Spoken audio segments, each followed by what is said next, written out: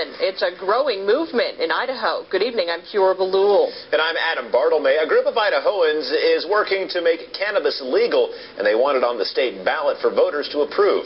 Fox 12's Matt Standel checked up on this grassroots effort today. Matt, I understand they'll have to convince the citizens of Idaho that pot use won't become a problem.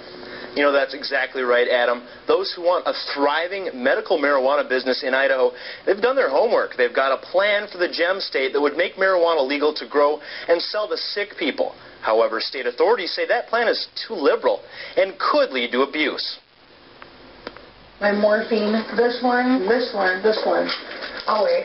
And this one. Lindsey Rinehart suffers from multiple sclerosis and takes more than a dozen pills for pain, nausea, and nerve damage. I have all sorts of symptoms. There's skin symptoms like itching, burning, tingling, numbness.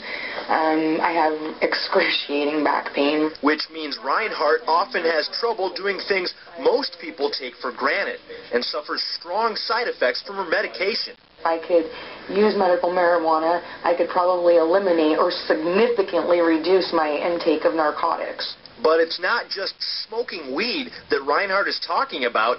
She belongs to a group called Compassionate Idaho, rallying for a legalized, state-sponsored system of cannabis dispensaries. What's more, a recent survey by the BSU Center for Public Policy says a growing percentage of Idahoans support medical marijuana.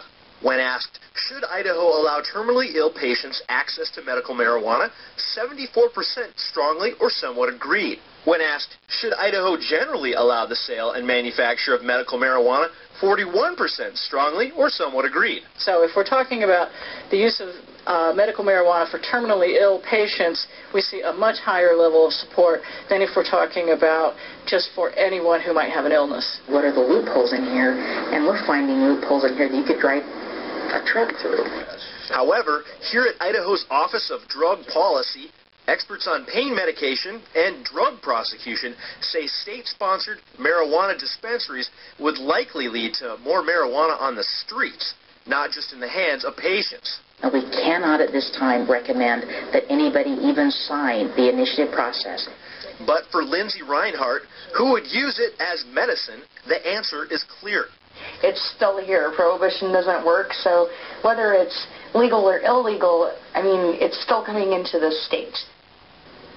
Meanwhile, the group called Compassionate Idaho is busy gathering signatures to put medical marijuana to a vote. Now, if you want to check out that proposal in detail, you can head to our website at fox12idaho.com.